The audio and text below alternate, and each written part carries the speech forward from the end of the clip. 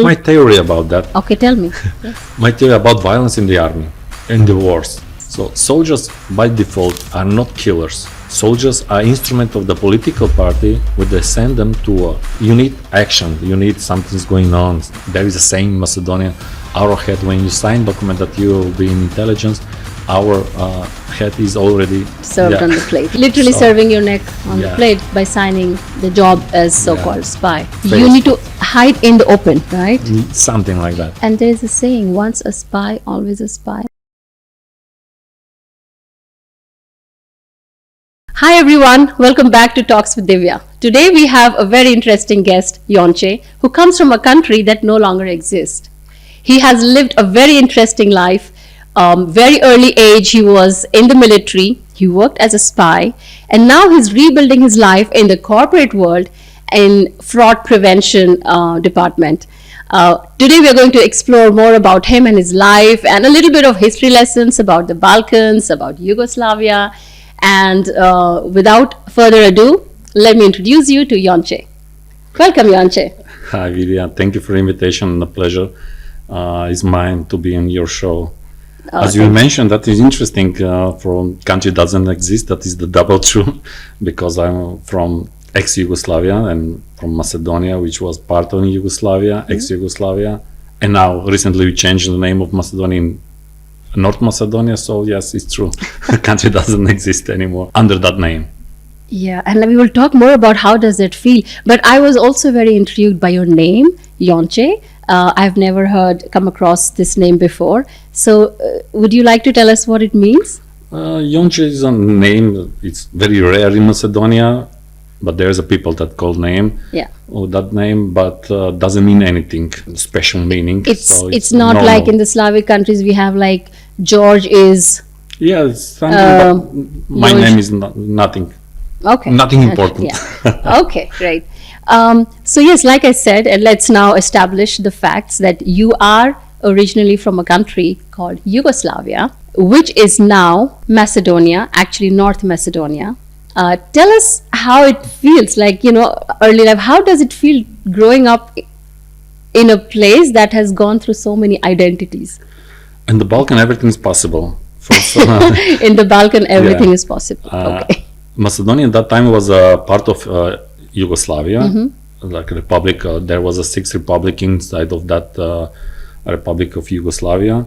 And after 1991, we separated from Yugoslavia, and when the ex-Yugoslavia war started, a civil war in Yugoslavia, we separated from Yugoslavia, and we started like independent country. Yeah. So recently, as I mentioned, we changed the name North Macedonia. So there was Yes. a lot of changing there Yeah. in Yes, that's as I mean. childhood. Yes, this is very interesting because, when I'm a 90s kid, so we grew up knowing countries, Czechoslovakia, Yugoslavia. And actually, it's funny, and I'm sure some of my Indian friends would remember, we used to use these words as a tongue twister challenge. So, could you pronounce Czechoslovakia? Could you pronounce Yugoslavia? And I was like, I mastered it. I can say Yugoslavia Good correct. for you. So we remember Yugoslavia as as a country in far Europe that time. Only recently I learned so much about the history and crazy history of your country because Before Second War, Yeah. there was again Yugoslavia name, and that was a combination of three countries: Serbs, Croatians, and Slovenians. okay, CHC, that was the Yeah. acronym of that country. And during the time there was a changing and everything. Serbia was a different country, independent, Croatia, but they come together. And during the history, they coming together and separate together. So that was interesting on the Balkan. and you were born. So When I was born, your- that was a modern Yugoslavia, and that was a very good country and good society there. I would say, comparing to these days, maybe Sweden and Norway, they have the same society as we have 15 years ago with Yugoslavia. Everything was, from my point of view, everything was good in that time. So in the early childhood days, you remember Yugoslavia as a very self-sufficient, developed Yeah, yeah. countries like today's Norway, Denmark, Sweden, Everything which was has fine there. We have a production on everything. schools and factories, Yeah. for everything. Yeah. We don't need in that time any help from outside. Our economy, Yugoslav economy, Yeah. my economy So- was very good Yeah. at that time. And So was how just old pushing. were you in your memory when this started to fall down? So what I understood is you were born into a Very good developed system, yeah. country, Yeah, yeah. right? Everybody Like loved the country. yeah. Patriotism was a very high. people with Okay. patriotic feelings and very nationalist. And my father was saying that when we going from Macedonia to Slovenia, and if we need to, I don't know, to sleep over somewhere, Yeah. you can just Just knock knock on the at the door, and they will come up with Wow. taking you inside of the house without asking any question. You're from Macedonia, okay? And Yeah. from Croatia to Macedonia, that was no problem to Yeah. go there and to feel free in your country without any problems. And everybody was raised in that kind of Yeah. So society. you remember that yourself, like you come from a country that made you feel proud. It was Yeah, it that was was known for, how it's to be Yugoslavian. yeah, a proud Yugoslavenian, right? Then the I won't say downfall, but the breaking of the former Yugoslavia started. Yeah. Tell me about how old were you that time? Around In that like, time, I was around 18 years, and so you were just finished finishing high high school. school, Yeah. and that time, and everybody was surprised from falling apart Yugoslavia in that time. Maybe for us from Macedonia was the Bosnians like something surprisingly, and because I think that in that time Macedonian and Bosnian the most they liked the Yugoslavia, ex-Yugoslavia, and this time again after I will say maybe 30, 40 years after. Was Bosnia? I forgot to ask. Bosnia sorry. and Was Herzegovina. Bosnia and Herzegovina was also an independent country that time, or was it That part was of? a part of Yugoslavia. In that time, Oh, Yugoslavia okay. was part of six republics: Macedonia, Serbia, Montenegro, Bosnia and I Herzegovina, have to get Croatia, it right. and Slovenia. Yes. I'm going to put a map for my audience, and I have to get it right. So let me see. Yeah. So to everyone, Yugoslavia was Federative Republic. Federal Republic of the following countries: Macedonia, Macedonia. Serbia, Slovenia, Croatia, Bosnia, and Montenegro. Montenegro. I Yeah. almost Montenegro. Wow. That was So interesting. Interesting. And this also was part of the Balkan, like so-called what we call the Balkans. Balkan area. Peninsula, that is ex-Yugoslavia, Yeah. Bulgaria, Hungary, and Greece. yeah. This is the part of Okay. geographic. Thank you for area. the geography lesson, Jonche. No problem. It's a topic That was of my interest. job. Yeah, To thank know you. everything around. Going back to your childhood, yes. So when you were around 18, 19, you saw the That developments was- happening. Yeah, I feel very bad about that because we were raised, everybody in the ex-Yugoslavia, to love your country, to be patriotic, to protect Yugoslavia and Macedonia as Yeah, well, yeah. every country. But surprisingly, the problem came up from inside of the country, the nationalism and some stupid criminal So it things almost and like stuff. felt like betrayal or breakup in the family, right? Yeah, something like that.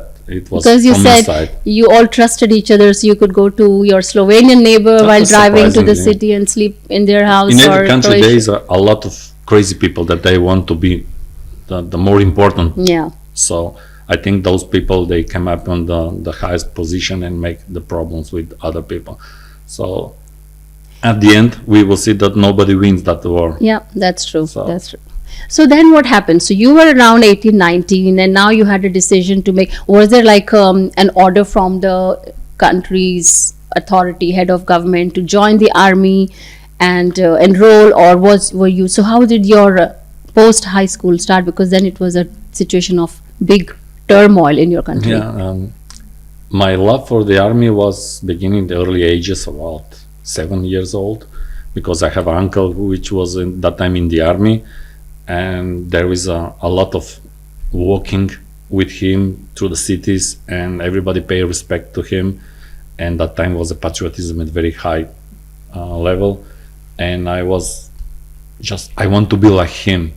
I want to protect my country, and that childhood dream, just raising. And when I finished the primary school, I tried to go to military high school, and I signed up for military high school in Bosnia and Herzegovina and Mostar to be military pilot.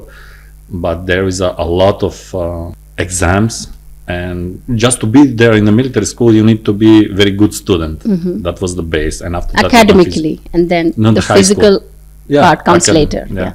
And after that, you go to physical exams, mental exams, and I passed almost everything except that in that time there was you need to be 170 centimeters high. I was 160 something, and I was so skinny. So You must be young, right? yeah, but They're like in that 18. time there is you need to be So you almost cleared all the rounds and all the assessment criterias except just to the be there. height. because there are You missed too the many height. people candidates to those positions. Yeah, That was very good, and when you have a chance to choose, you can choose the best one. Got it. So that my dream was collapsing that time, but Okay. it stays in my head. Yeah. Okay, so young childhood, spent a lot of time with your uncle who you really admired. He was your role model. He in that time, he instilled the feeling of the partisan and patriotism in you, and that stayed in your mind, which made you want to join first Yeah. as a military pilot. But since you could not succeed due to technical reasons, Technical reasons. then what did you do? I signed up in the high school veterinarian because I was good in biology, and I went. My father wants to be in the medical school, but I saw some people in the hospital one time that was very injured, and I just feel very scared about that, and I just want to go to Help the to animals. And I finished this high school, and after that again I signed up for a military academy, my dream to be fulfilled. And Second attempt. Yeah, I succeed that time in the Belgrade, the military academy, but unfortunately for me, the civil war broke up in Macedonia, in Yugoslavia. So there was a question to go to military academy or to stay in Macedonia, because everybody started to separate, every republic in ex-Yugoslavia to separate, and there was a big war between Serbs and Croatians. So I just think about my my way of the army, and in that time I called my uncle to ask him, because he was an active personnel in the army then, will be my next step, to go to join the army or to stay like civilian. And he doesn't have an answer about that. And I feel that if he doesn't know what to do in my next step, then I will probably stay in Macedonia. I don't know. So Macedonia was, and I'm little confused about how would you choose which army to join, because you are one army In that until time, now. yeah, until then in Yugoslavia there was a one army, Yeah. federal army, Yeah. national army of Yugoslavia. But during civil war, you mentioned civil war, so which means there were Serb Yugoslavia was armies and no, Croatian that armies. was at the beginning there was a one army as well, but there is a paramilitary, Yeah. and in that time Yugoslav National Army was retrieved from Croatia, from Slovenia, and took everything, weapons, to Serbia. Okay. So in that time we have our point of view that the Yugoslav National Army protects Serbs in that time. So on the side of the Serbs. And start everything that the ex-army has is going to be. So it kind of became kind like of Serbs. you're inclined towards fighting with the Serbs and That letting was Slovenia and Croatia do. That was a their very tough thing. question, Yeah. because in that time we don't have a problem, and now we don't have a problem Yeah. with the Croatian Serbs and everything, and we don't want to take a part of that kind of war, and just we want to separate from Yugoslavia, and our government started to not sending our young boys to that army.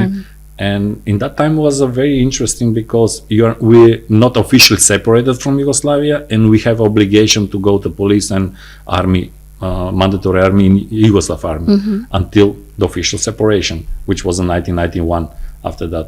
And for me, that when I pulled back my application from military academy, after 1 month, I received that mandatory invitation to That go you to must army. go, you I have need to to go to army.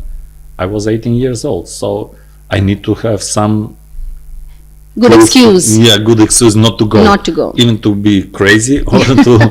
Or Because to you go didn't to feel university. convinced that you need to go there, and that at young Yeah, age. that You was didn't not feel, my yeah, war, yeah. not Not something your war, against it was so Yugoslavia. ambiguous, like who's fighting with whom.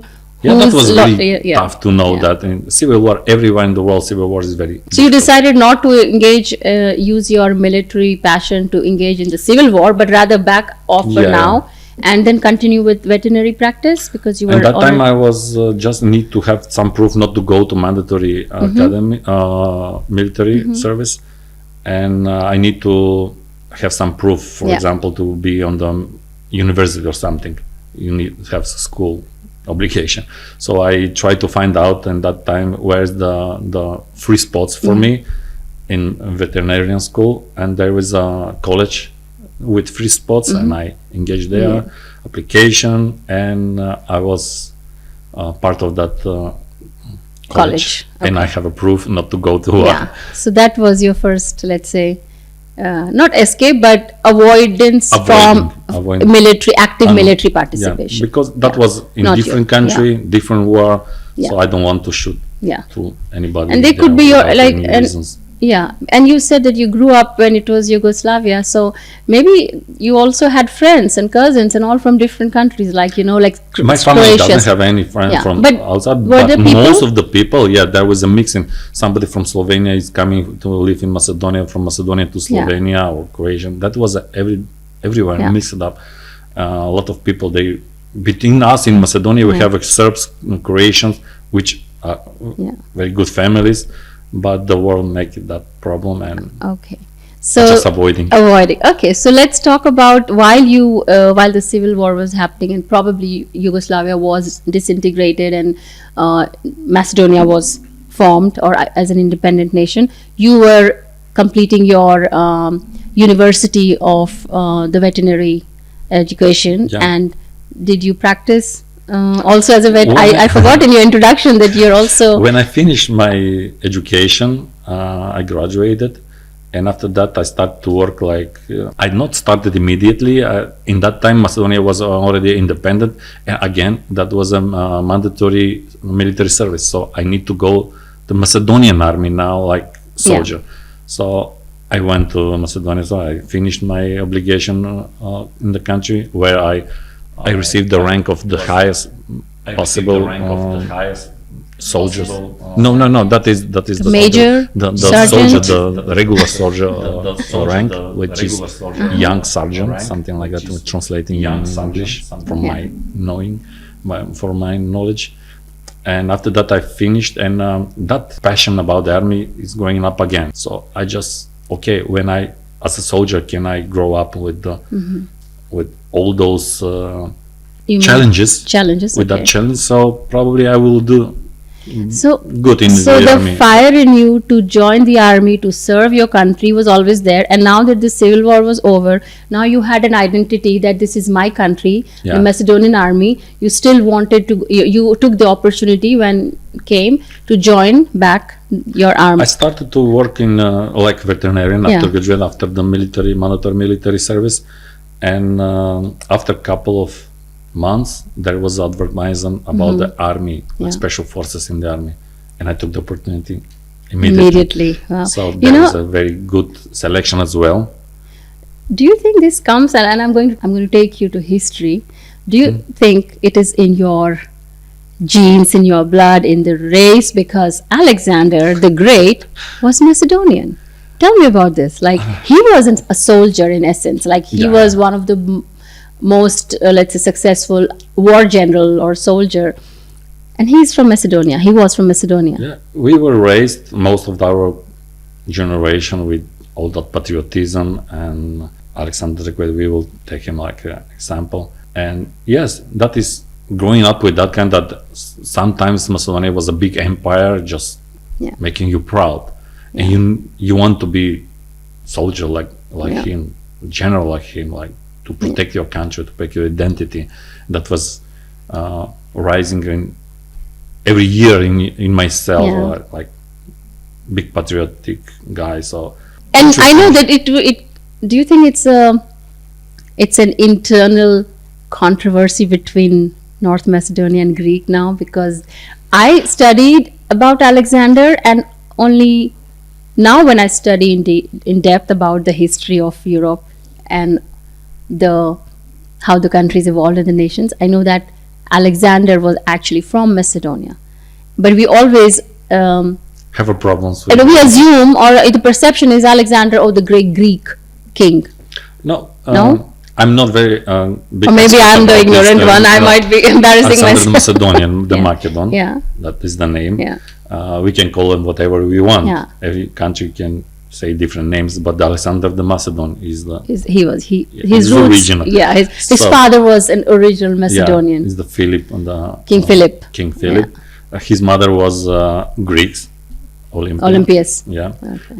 and his Maybe teacher yeah. was from Greek as well. And that time, I will say that the Greek culture was the big Influence. the knowing influence. Everything was there. So because And so his it's tried. teacher was a famous Greek philosopher Aristotle, and his mother was from the Greek side. Yeah. So although his I would say father we were was- mixed. You and, mixed that. Yeah. Whatever we have right about Alexander, maybe the Greeks have Yeah. the same right. But what is strange, when we were in Yugoslavia, nobody take care about our name Macedonia. Why then Greeks doesn't have any problem with us, with our name, with Alexander, whatever. In Greece there is no, as I remember, no monuments, nothing about Alexander that he was Greek or Yeah. something like that. His flag, nothing. And after we separate from Yugoslavia, as our president said, our name is too big and everybody want to take us. The first The president of brand Yugoslavia. Macedonia who had a everyone- value. Yeah, Yeah. the name is too big. Yeah. The Kiro Gligorov, strong, Yeah, yeah. the first president of independent Macedonia said that our name is too big and everybody wants to take it. So we need to protect that name from the last one. So that was Okay. a So- big statement. So this is a good point you brought, because I wanted to ask you after. So coming back to the present, when Yugoslavia broke up, you saw the country evolve. Now you're in the army back, right, as the title surgeon, and now you are going through, your country is going through these conflict with the Greek about the name, or conflict with should you join NATO. So you've seen all this, right? So tell me about how is an army?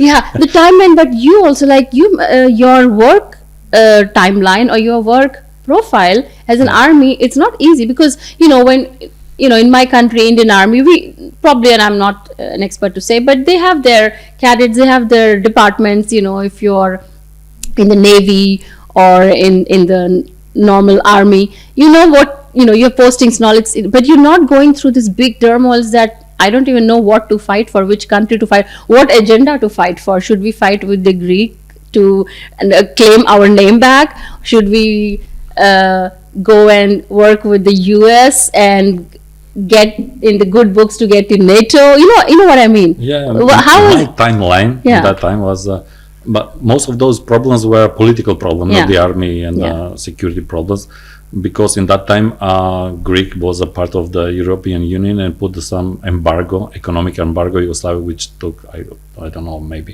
20 years. So which the embargo was from which countries? from Greek. Just Greece. Yeah. No Greek, but within the European Union, and Macedonia at that time was as a young country, doesn't It must we have don't hit, have any development economically, economy there in that time, and was very difficult to struggle with everything. So in that What was causing this embargo and everyone to unite against? embargo was in the idea to change our name in the beginning, not to call Macedonia. There was a suggestion to be Republic of Skopje, North Macedonia, that's something So you like fought that. for your name. You kept the we name kept the Macedonia. name 20 years from that point. Yeah. There, and there was no maybe security attacks from Greece to our territory at that point. More problems were on the north part of Yugoslavia, Yeah. Serbia and Kosovo and Albania, because in that time Albania was a civil war, 1997 I think. Yeah. And there is a problem from west and north from Kosovo, because in that time there was a war in Bosnia, Serbia, Kosovo, and everything was. Yeah. So somehow we've been safe from west part, from east part, and south part, from Bulgaria and south part. That there is no military, no war coming from those. So Bulgaria and economic, yes, Serbia. but not you were not safe. war. Yeah. So Bulgaria, Serbia, is that on the east? Bulgaria in the east, Serbia in the north part of Macedonia, northwest is the Kosovo and Albania. Yeah, So okay. that was a So, and then again, and you brought Kosovo, which is one of the most, I would say, disturbing milestone in our history, in the world history, because I remember hearing about the Kosovo from my war point or of view. disturbance. I would Yeah. say that the most disturbing was war in Bosnia, not in Kosovo. Okay. Kosovo was the more maybe. Tell me more about it. In Bosnia, there is a three population there: Croatians, Serbs, and Bosnians. So there is a lot of fights without knowing who fight, and there is a lot of bad things happen there. In Kosovo, yes, I don't want to say that there is every war is terrible, but there is a Serbs and Kosovo. So that was a short time war. Yes, was a problem there. With not so many fatalities or innocent civilians dying, is that what? Even one person is dying is terrible. Yeah, I know. But in Bosnia, there was a totally different. Yeah. And media makes a lot of interesting things, influencing, and Kosovo maybe was the recent years, like everything is bad in Kosovo, everything is wrong in Kosovo. Yeah, there was a war and there was terrible things that happened. Were you that time? I'm trying to get the timelines correct now. In I was Bosnia, when this happened, you were the not, war started in Bosnia, I was on the college. so you were not. I wasn't Yeah. in You the did army not that directly time. get affected No. or posted there. no? But when the civil war happened in the Albania and Kosovo with Serbs, I was in the army and we were deployed. And that time I was a part of the special unit Scorpions, and we were deployed on the west part of Macedonia and north part of Macedonia to Tell protect us our. more about that. Like you now you're on the border. Like you are actually protecting your border. A lot of You're in criminal, action. Day to day, structure. what happened? How was your day? On the like? north part of Macedonia, there is a Kosovo. Half of the border is a Kosovo and Serbia. On the west part of Macedonia is Albania, and Albania was a civil war, and a lot of criminal Yeah. structure. They took a lot of weapons and explosive and everything from their army storage, and by illegal roads they come into Kosovo. They took to Macedonia, just preparing from some rebels there. And as a special forces, we Scorpions and other anti-terrorist units of Wolves, we were deployed on the west part to protect that illegal Infiltration and smuggling of weapons. everything. And the north part, even though we have a border patrols there, they need help from. So you, as a soldiers. part of the special task force Scorpions, were helping the border control border task force. Because sometimes those criminals groups, they are attacking, shooting to our patrols, and that time most of the border patrol soldiers, there was a regular mandatory soldier, so young boys, they were need not some trained help. like They need help from special forces to know what they're doing. How old were you that time, Jonche? Probably 22, 23 years old. Still very young, right? I mean, I was still studying at 22, or we were just dreaming of our, career and Balkans, profession. In the Balkans. You Balkans different. are incredible. Now I know more. I have respect, huge respect. So at the age of 22, you're there trying to help the border security forces from illegal smugglers from Albania. There could be killings and, other bad things involved, and you were ready to face it. Do you have any story that really you remember and touched your There is heart a or lot life? of story. There's a lot of actions, officially and unofficially, Which you can. and there is a lot of stories in that book. And here I would like to take a pause, and I do wanted to mention that I have kept for my audience on display the book. You are a published author, and you have written written two books. One is already published. It's in English translated as "I as a Soldier." Yep.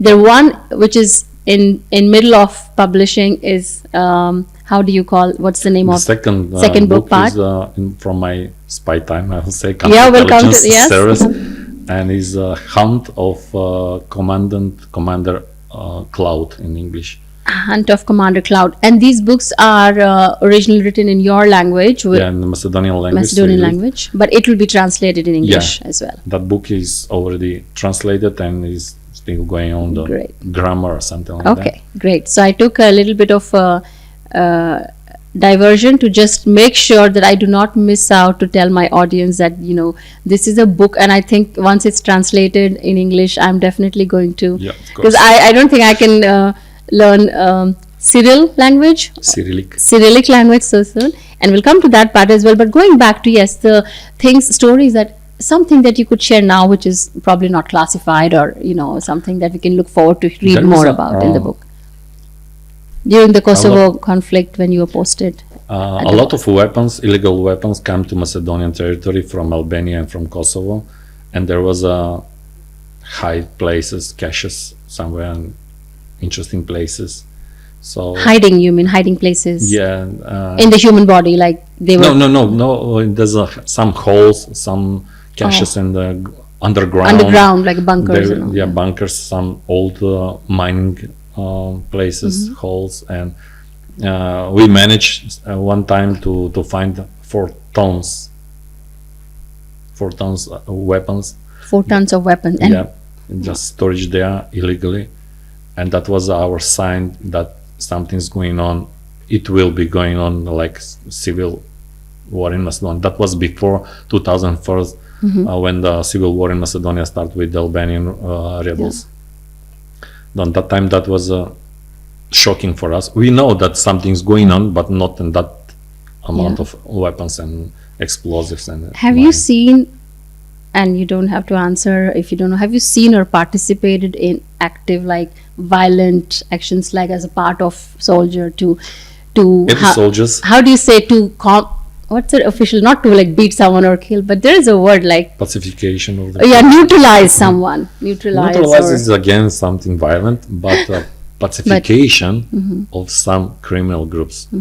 A lot of time, because and you were still 22, 23, right? So how did that time when we were deployed on the border, we were just a little bit older, 24, 25, more experience, and we just know our job, what to do there, how to pacify the criminal groups there, even if they shoot at us. A lot of time that happened, because if you catch them on the line, there is a lot of problems for them, the monetary problems, and the criminal transactions is broken up, and they loses a lot of amount of money. Sometimes it's a patriotic ideal, but sometimes it's money in question. But still, 24 is very young age. So how did this, like, tell me about your psyche. Like, a good training, thanks for our commanders. They took, there was very experienced from the ex-Yugoslav war, civil war in Yugoslavia.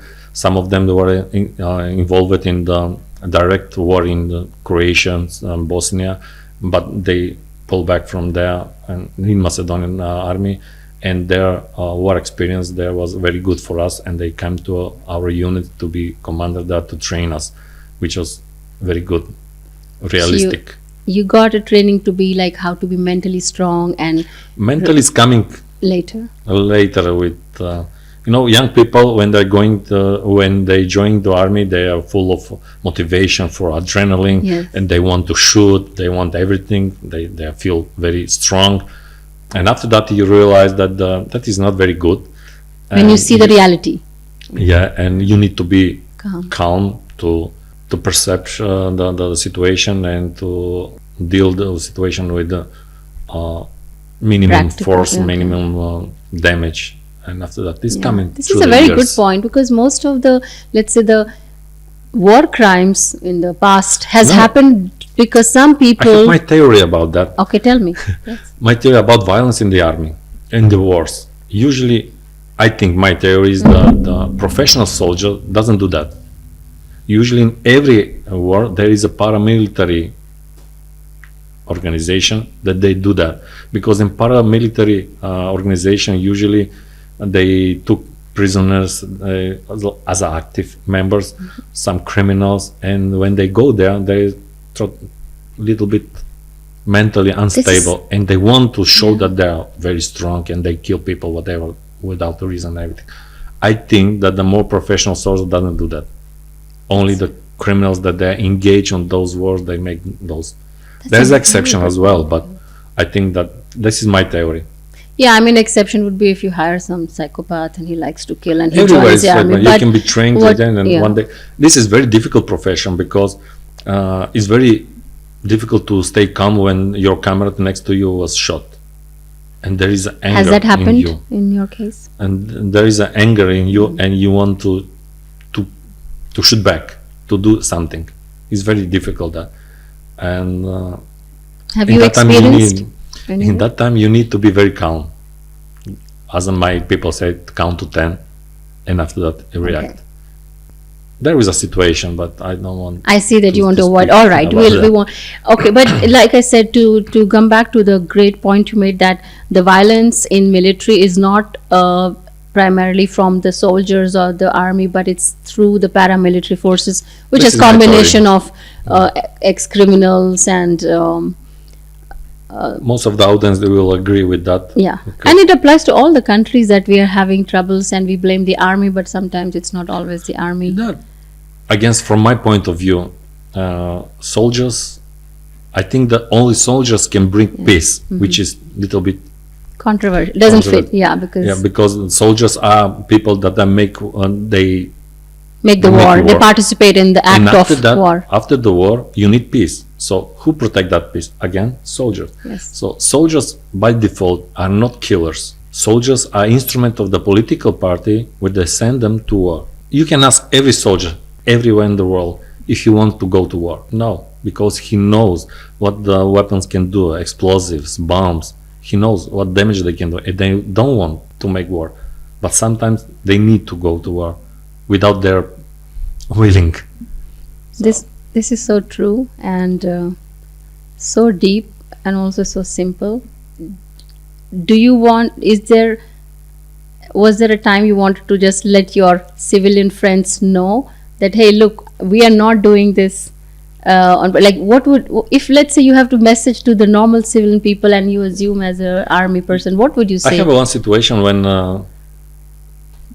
the woman of my friend was psychiatric, and she asked me about war. You are the soldier and you want to kill people, something like that. I said, no, I'm not. Why do you don't ask that question to politicians? Because they are starting war. Is everywhere in the world when the one soldier start the war? There is no example about maybe in ancient time, but not in the modern time. Which soldier start the war? Only the politicians start the war, not the civilians, not the military. And you can see it happening now with the Yeah, with Ukraine-Russia a war. lot of innocent people they dying, even Russians and even the Ukrainians. They don't want to go to war, but somebody else is sending them Right. there. When did you start to interact with the American army? Macedonia was a part of Partnership for Peace. This is the front door of NATO. Yeah. And in that time we have a problem with the name and embargo again not to join NATO from Greece. And this is political decision. And we were on the front door of NATO, like participation, Partnership for Peace. And we participate in every NATO country, but not full, but like just training to see the NATO standard and everything. And my unit was designated to go to those trainings exercises with NATO. And after we were deploying and the borderline, after that there was a couple of exercises with NATO. And the most significant was 1997 in Louisiana in the United States with the Green Berets, with Marines and Rangers. And there is Thank a you lot for of- telling me. I know what green berets are, and I'm impressed. From more. my point of view, Green Berets are the best special units in the world. Sorry, Marines, but I know Well, that I'm a Rambo Totally fan. If they are the guys, he was so Rambos are the green berets. Yeah, Yeah. Okay. I think. something like- Okay. Yeah. Absolutely. I agree. and there was a good training there, almost a month Yeah. training with those guys. That was a very experience for me, a good one. Yeah. And I think that from that training, I doesn't have any better training from them. That's just That so was, yeah, realistic. yeah. They spent a lot of money of realistic thing, and because of that, that unit is very good as they are. So were there like paid actors or simulations Yeah. created to make you go through all the extreme situations? They make there was a city, small city, especially designed for that exercise, and small villages. And in that time, there was the actors, professional actors, and the military actors. I will say military personnel, which they know the standards how to act in different situations.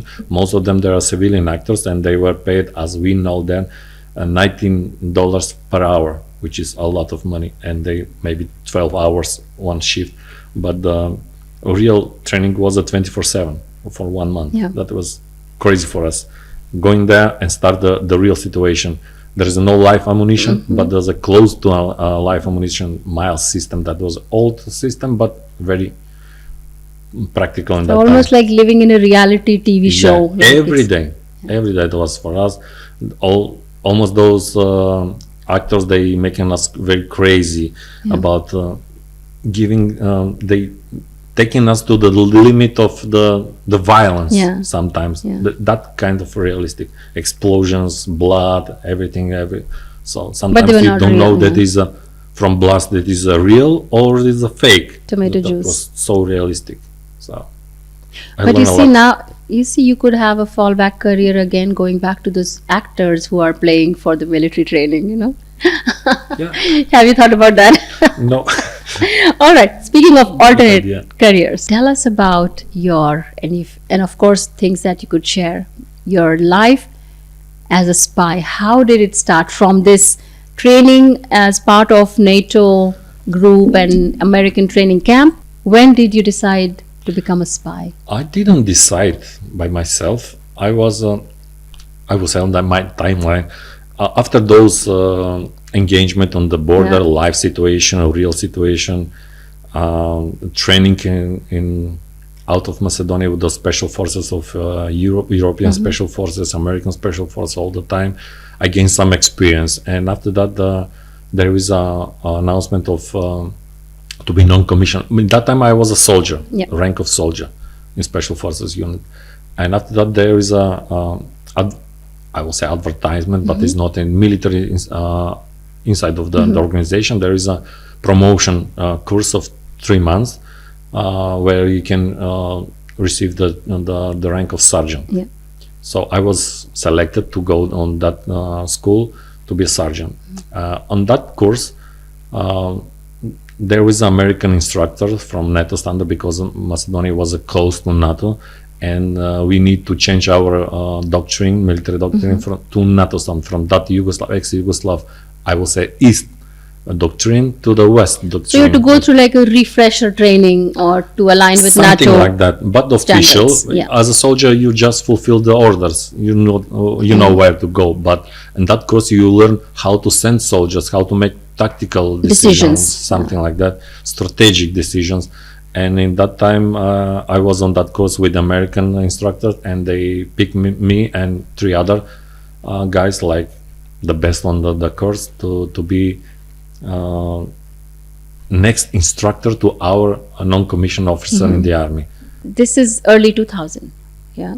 2001, when the war started, I was back, as I mentioned, to the border. And after war finished, again, the school for non-commissioned officers started again. And I was called to be instructor again there. And I go there, and there was a surprise for me, because our government make agreement with the Albanian rebels to stop the war, and a lot of Albanian young people to join the army and to be non-commissioned officer instead, not without, as it was before that, 3, 4, 5 years in the army, and after that to be sergeant. So they come up from civilian part of the population, and instead to be instantly Enrolled. sergeants. Yeah. As an, So I was an instructor to people that maybe a couple of Years months ago, you were months fighting. ago I fight with them. But I'm a professional, and I figure out that yes, it's time to. Yeah.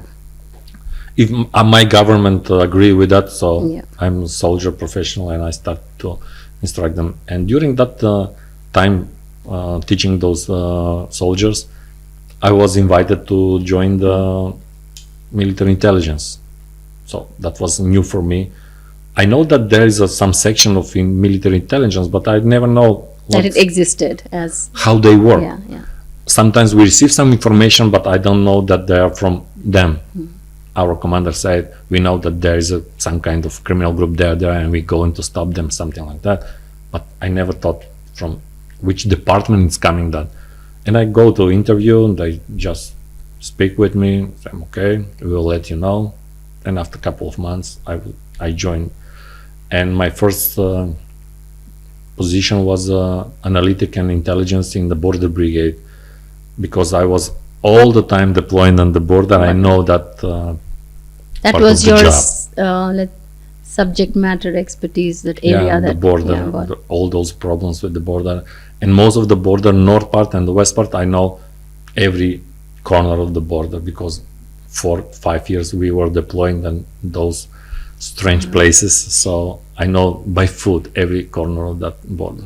Even now, I forgot something, but I know most of them. So this was not on field, but this was more of office job, but which was very difficult for me. Yeah, I wanted to ask you, how did that 4 or 5 years in the field with special forces, doing everything on the field, in the woods, and after that you change and go to the office and stay there, which is. Did you not enjoy, not enjoy, but did you not like welcome this change? Because you have been, all your youth was on the field in handling different wars. Only soldiers that they went through this part, they will know how I feel. You need action, you need something's going on.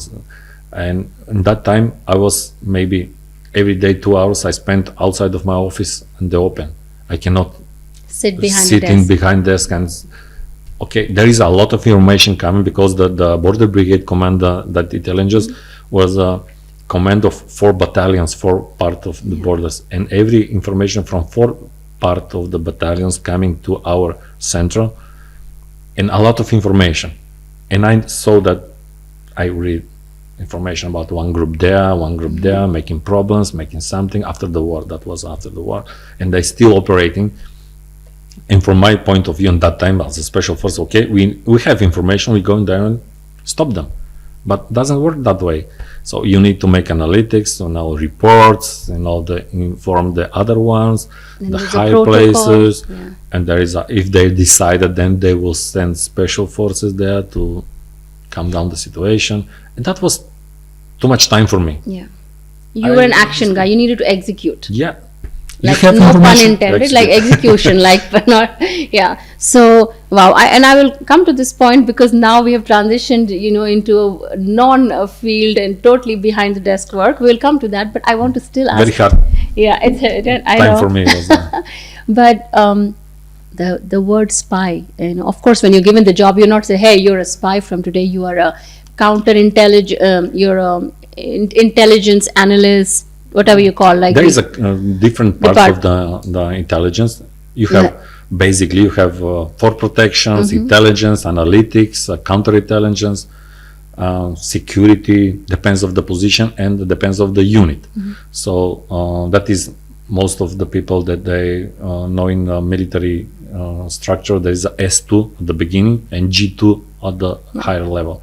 So S2 section is the intelligence section, security. As a corporate, we have a financial, we have a logistics, marketing, and there is a security. And the corporate, we have security, but there is a S2, like security. Even though I will mention in Frigid in my company, I marked my food or drink S2. Yeah. You still want that, you carry that title. Yeah, S2. S2, great. to be known. Yeah, so when you were told that you're going to join this, how was your personal life going on?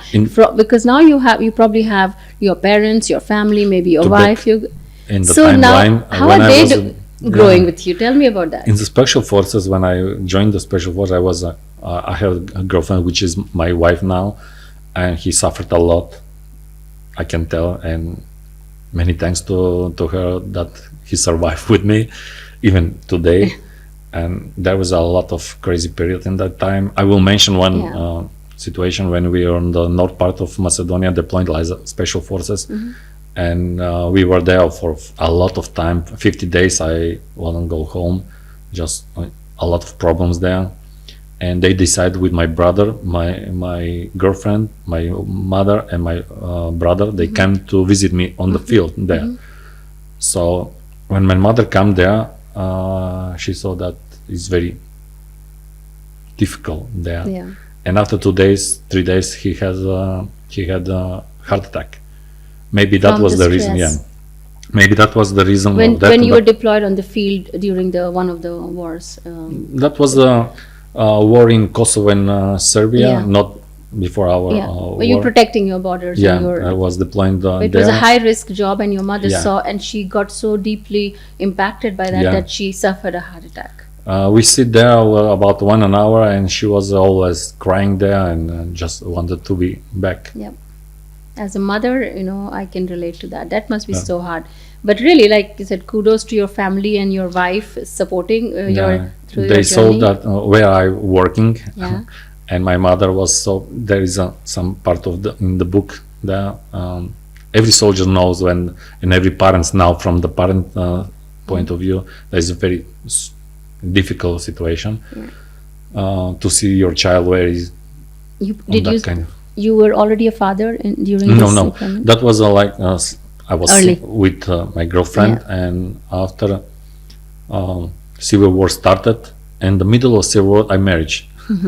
I married my girlfriend, and that time, because of that, I told that she's suffering a lot. Yeah. They know that sometimes I will come from the woods, because for years we were deploying on the woods, not Yeah. on the city, not on the Yeah, something like a civilized. town or civil Always place. under the tent, Yeah. under something. For years, that was very difficult period to be on the first line, like in the real war. Yeah. And sometimes you're going back from the field and just calling you back, because at that time there was no mobile phones, Yeah. a lot of in Macedonia, and they call you on the landline. There was a times when I opened the door and my mother said they call you to go back. Are you sure? I'm not even step inside of my house. Yeah, you just came from the woods to visit your Yeah, family, and and she I- received a call that you have to go back. So I spent 1-2 hours With your and family. again go back to the field with my comrades. And my wife, and that time my girlfriend, she survived that. My parents survived that. And when I was called to be spy, I spoke with my wife, spy intelligence, I would Yeah. say.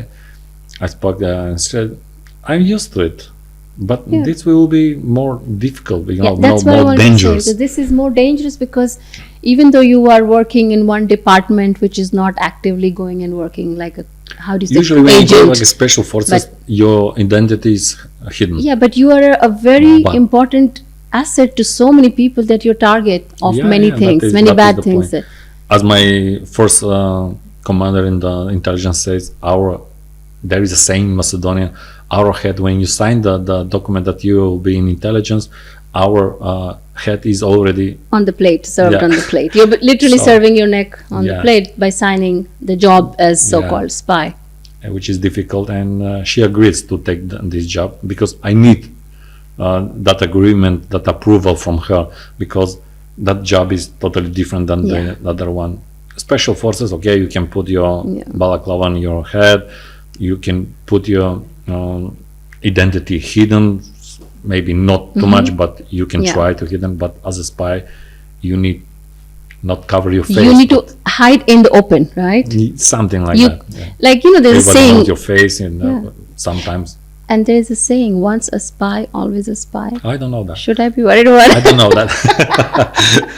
No. All right. Anything interesting that you learned about human psychology during your time as a spy or time as a soldier?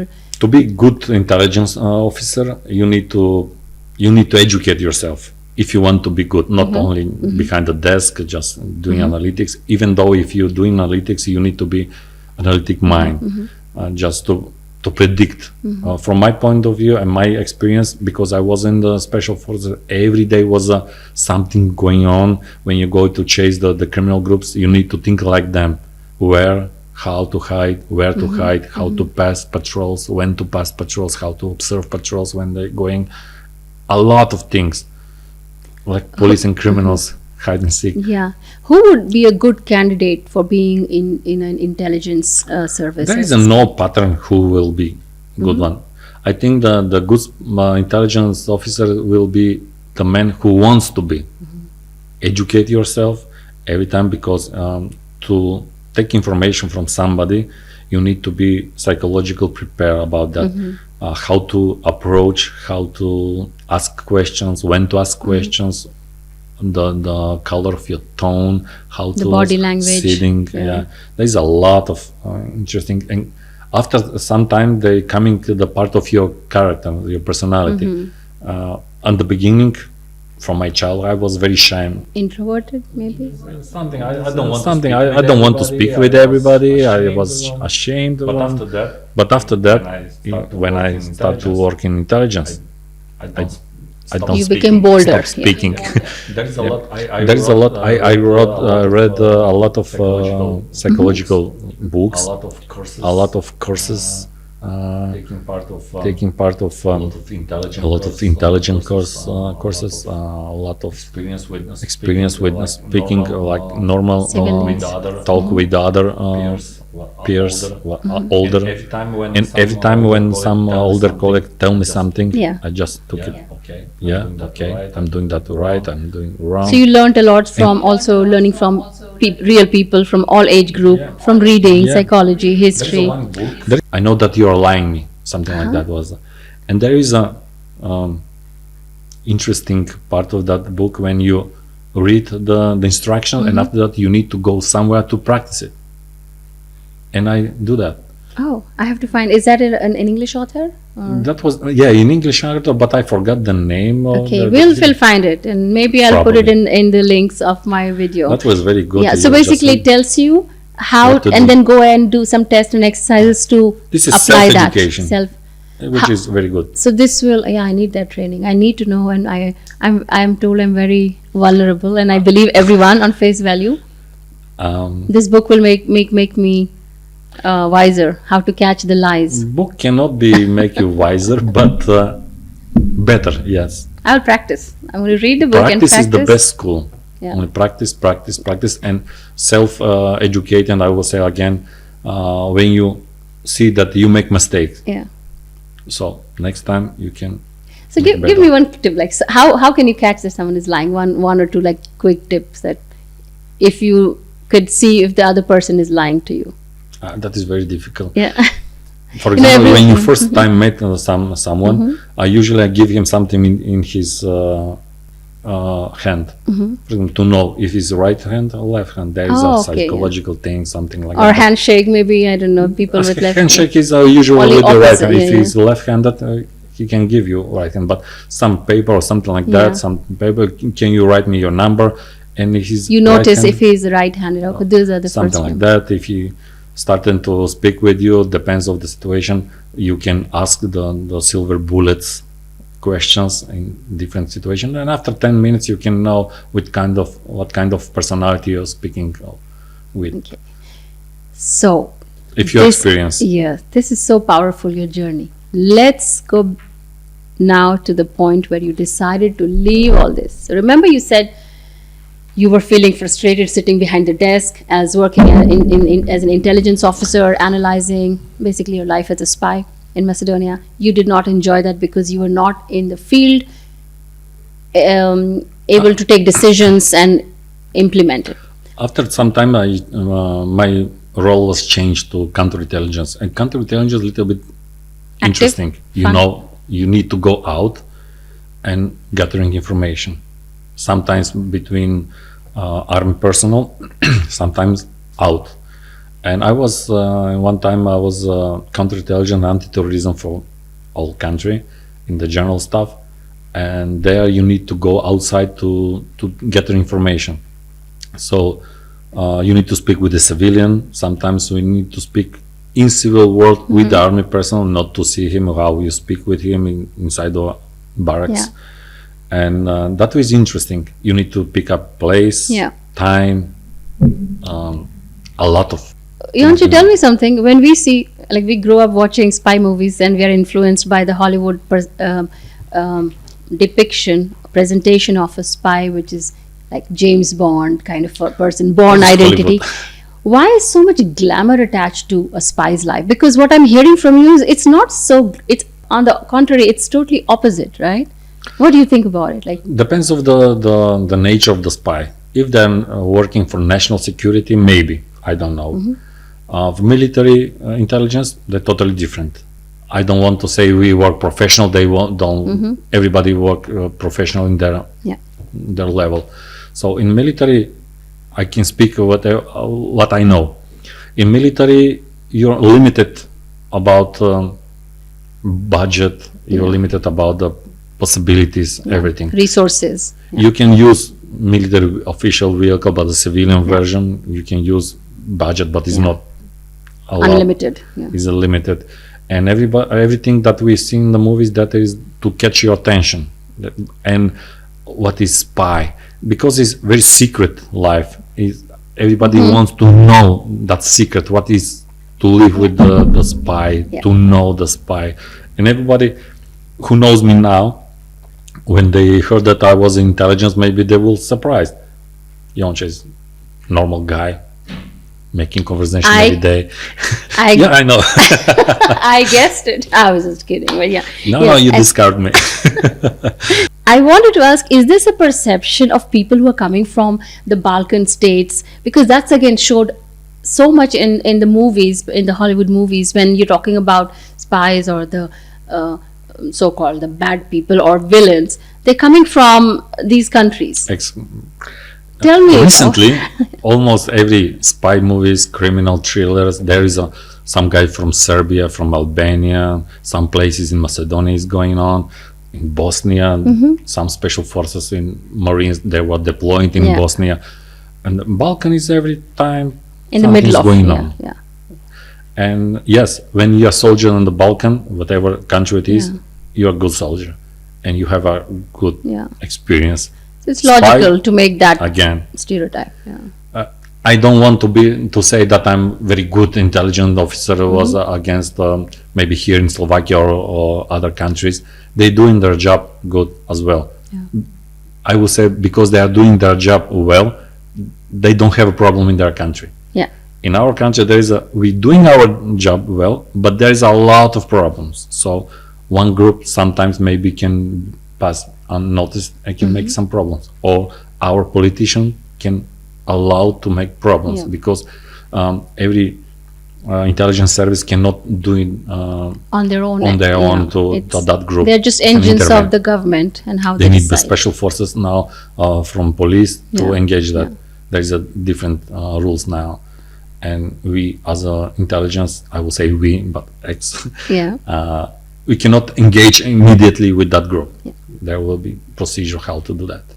So, I mean, like I said, we can talk about so many things and maybe in the coming episode, but, I want to digress into this topic of working behind the desk, because now you evolve, like you came to this life, your current life, which is completely different from the field and the army and all these action. You're in corporate, which is again behind the desk. However, you're still in somehow the department that prevents criminal activities. You're in the fraud department in the corporate world. Tell us about that journey, Jonche. Tell us about what made you decide to switch from that spy job to leaving Macedonia, probably. 2016, my wife has opportunity to come here in Slovakia to work in accounting in Deutsche Telekom, and I was already fulfilled 20 years in the army, and I fulfilled the requirements to be retirement for my retirement, but I'm not in the retirement now. I'm still working. But in the army occupation, you already fulfilled your obligation, and you were eligible to retire, right? I was eligible to apply for retirement, but they changed the law, and I need to be 53 years old to be retired, and that passed. But anyway, I fulfilled the basic to be sometime in the future retired, and we came here to join my family to Slovakia, and we moved here. With bad heart, I left the army, and when I came here, 1 year I was free That was my kind of the visa reunion with my family, not to work. I don't have a work to have work. Finally, a year of, let's say, peace and just self The first learning 2 and- months was good. Yeah. I need a rest because the last couple of years in Macedonia, my phone was ringing over every 15 minutes. You have information there, you're going there. Sometimes I don't have time for with my family. You know that sometimes at night, some problems at the barracks during the night about 2 o'clock in the morning. Sometimes after the work, and you don't have a Yeah, so in the working beginning, hours. yeah. You have 24/7, so that is difficult from that point. But for me, it was interesting. Maybe not too much interesting for my wife and my kid, but I managed that kind of problems to live behind the door, the doorstep, which I think that I did it very well. Not mix it private life with the professional life, and every time when I have possibility, I spend with my family, with my son, and probably I do that. That Good was a one. good start. Okay. And when I come here, I start to work after 1 year. I think to myself, what to change my life totally, or to what to do now, You what were to work. exploring the new. Yeah, I thought to work in as a veterinarian practitioner, but in that time, after 20, 30 years, You lost practice. yeah, a lot. So I need to begin from beginner to be Yeah. on the first level, but I don't want that to be. So I decided to go to security field, where I think I'm an expert in that. So I joined to be a security person on the U.S. embassy here in Bratislava, and after that I managed to be. So you're Somewhere still still looking for this job that gives you the action to be, I know to and work that and protect, predict yeah, some to be things, to protecting be some- good one, investigation, and I work like, as you mentioned, fraud investigation and insider risk investigation, which are similar to which I worked in Macedonia. But in Macedonia, I work human intelligence, that was face-to-face people, and now here I'm working digitally, which is a little bit different from me, and I think for everybody, which is 90% was human, now to work digitally, it's But a little bit different. all the problems, or let's say the bad things, or criminal mindset that a human would do has now also shifted to digital, because they're the Yeah, same people. yeah. So they're just using a different medium to perform of them. fraud, right? So it's not from that perspective so different. But coming back, so when you moved to Slovakia, finally let's say you've now given up your your career in the army, military, security on field, and now you're behind the desk as a fraud prevention expert. How does the learning from all of this that you have gained helps you, because you still interact with people, maybe you're not criminals, but interact with normal people in a corporate setup? Yeah, that is totally What is different. the learning you you apply? My experience helped me a lot, because as my director recently said, we need to be analytic thinking. Just when you see the case and just sitting, go back and sit and just going Yeah. how the criminal happened, why, and what will be the next, and how to prevent next time. And that helps me a lot, because that was a similar in Macedonia, in Analyzing a lot. analyzing things, why he do that. But here we have lots of money in corporate security.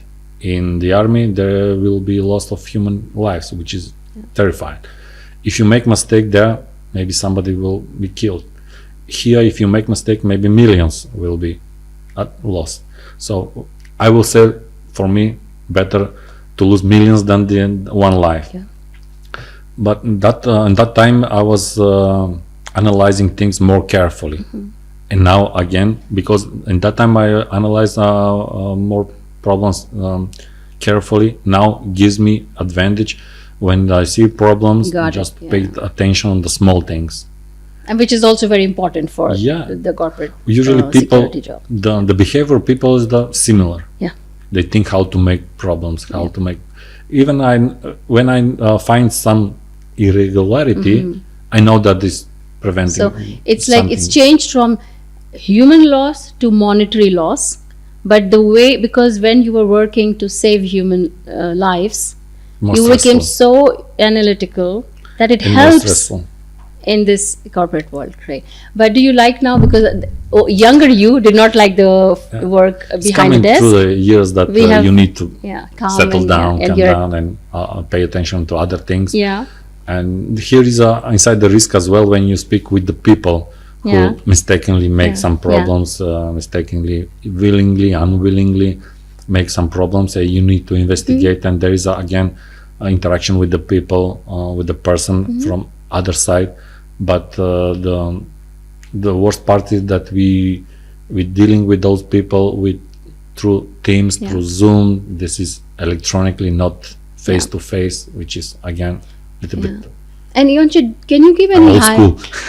old school? Old school.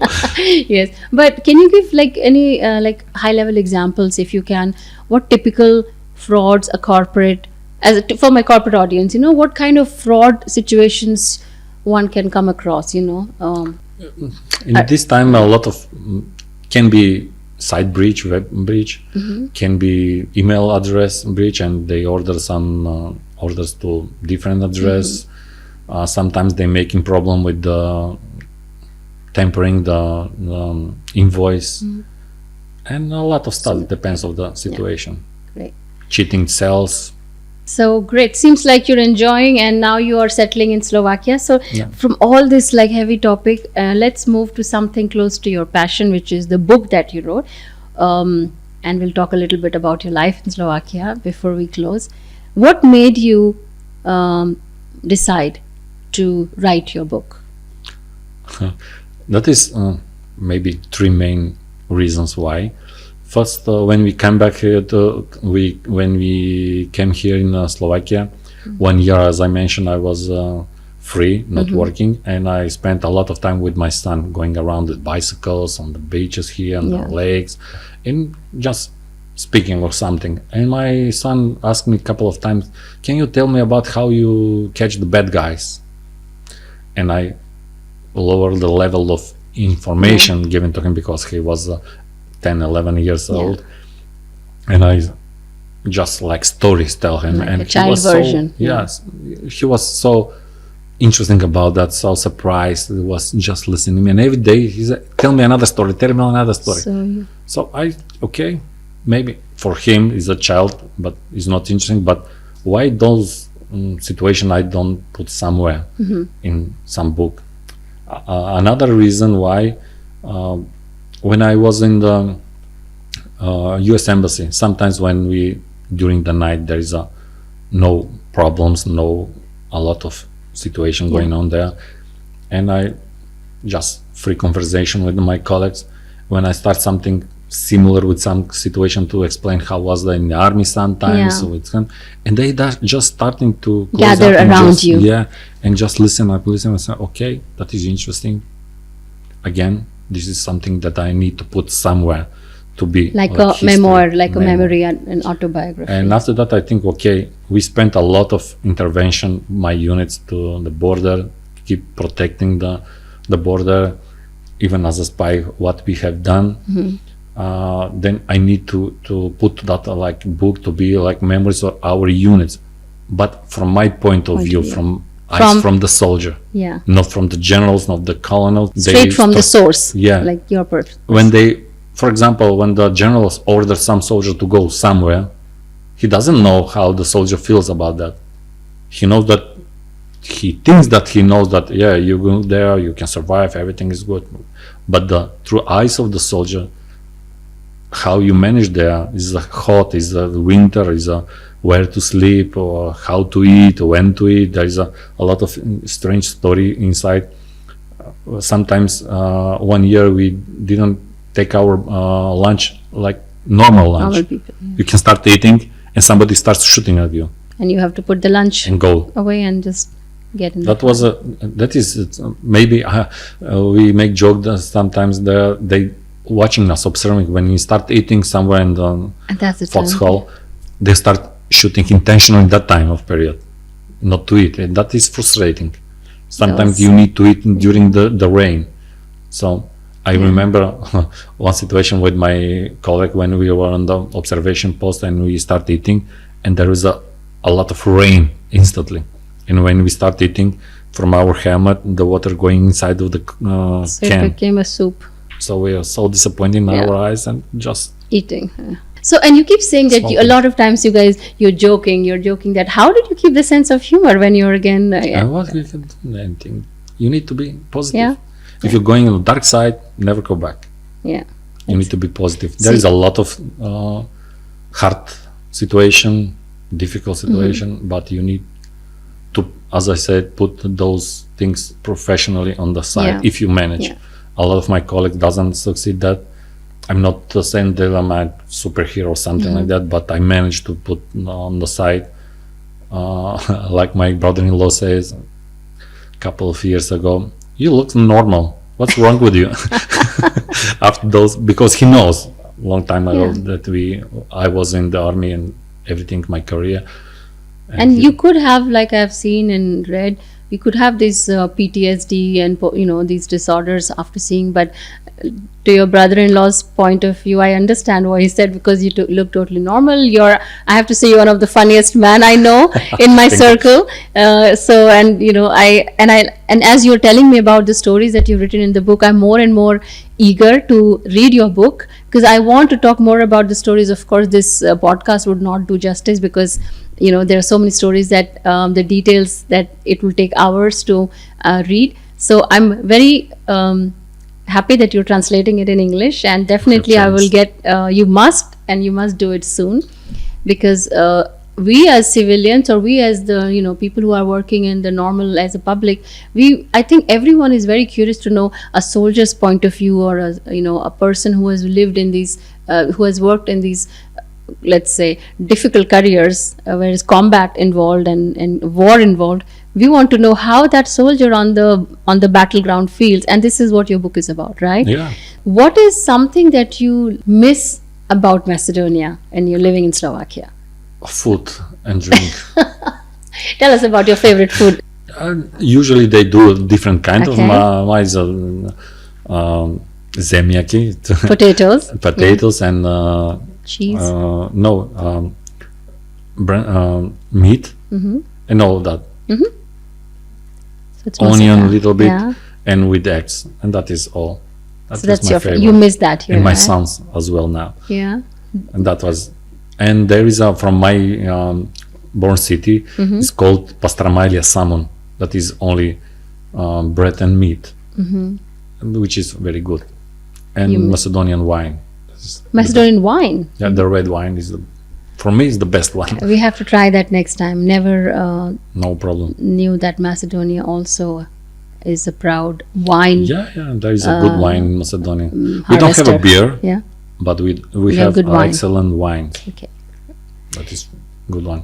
So to close, I wanted to say, like, going back to your roots, Macedonia, you come from such a, like I said, incredible country with history. What is that one message that you would like to give to everyone who are not from Macedonia? Like, what would you like to know about Macedonia, or what is your Macedonia is a very old country, and we have a lot of history there. Maybe because of that big history there, we have problems. But there is a lot of monuments, not the new ones, the old one, from Roman time, Ottoman Empire, ancient Macedonia. We have a lot. I will say every square meter we have something there. Macedonia is a country of archaeological findings everywhere.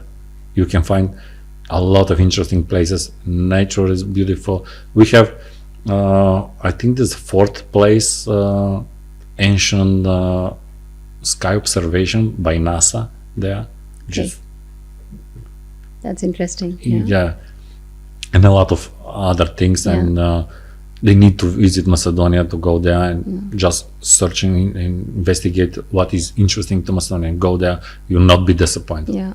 And something that I found interestingly, and thanks to you, that you pointed out in our earlier conversation, that, and which I didn't know, that somewhere between 50s or 60s to 90s, India, which is my home country, So India, Yugoslavia, and Egypt were the three members, or let's say they kind of were united as non-alignment movement group, Independent countries. Yeah, independent countries. And they literally, I'm saying it in a very non-political, non-polished way, like, we don't want to side with US, we don't want to side with Soviet, we don't want to side with China. We are on our own, we are going to develop ourselves, we don't need to take sides, right? And unfortunately, after that, in the 90s, the disintegration of Yugoslavia started, and probably each country's it couldn't stick, right? So it's a message also, and in a philosophical way or in a practical way, that probably when strong team or the good players start to unite and do something right, there is a threat by the global powers or the big bullies, and they try to divide and conquer, and that's what happens. And we as a world citizen need to think about these lessons that we learn in history. I didn't know. Interesting from that alliance, only India stays like secure country, stable country. With Egypt, we know what's going on in Egypt past couple of years now. Yugoslavia is not existing anymore. Every country from ex-Yugoslavia is. So you think that India kind of held on to that the movement, and we are, which we are, yes, I believe. But what a great decision that was, or that time that was a very interesting alliance. I was not present in the earth in that time.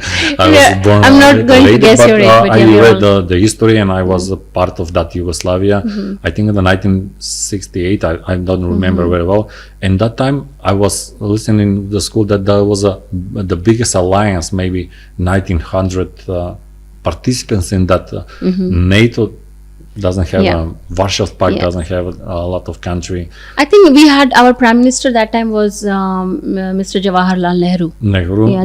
It started from there in the 50s, but it was almost through a decade, like 10 years, 15 years. It went on, and in India, Egypt, and Yugoslavia was emerging. Nehru and what was the Egypt? Tito was from Yugoslavia. Nehru, and I don't know. I'm sorry, the Egyptian leader.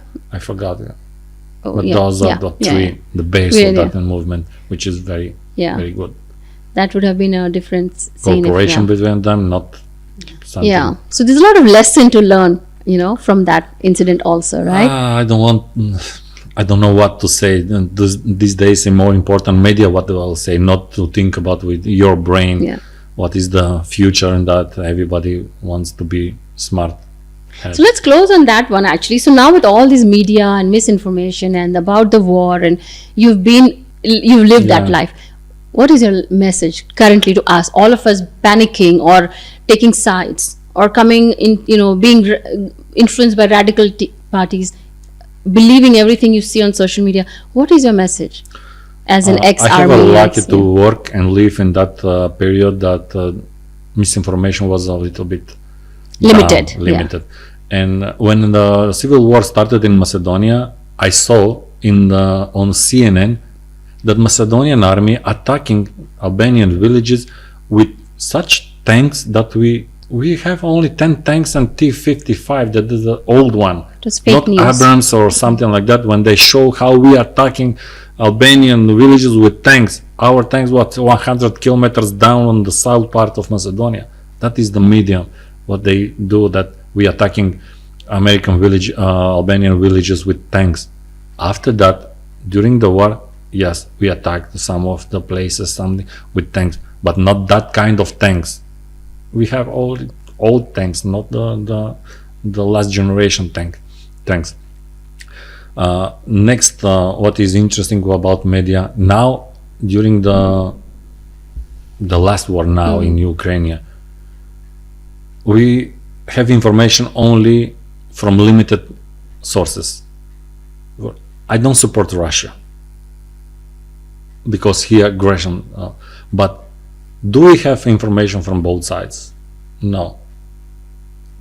For me, it's easy to have information from both sides, and then it's me to decide what is wrong. What I don't say that, I will repeat, I do not support Russia, but in every other conflict, you need to have both sides. In my profession ex-profession like spy, you need to confirm one information from 3 different sources. This is the basic. If you have 4 or 5, even better, but minimum 3. So what we have now, for put it away the war in Ukraine, for any other conflict, we have only from one source, and everything is true what they say. But we know I can write down something, put some generated picture or video. AI I can say that generated, the Martians come to Slovakia, and it's true. It's not true. You need to think with your brain.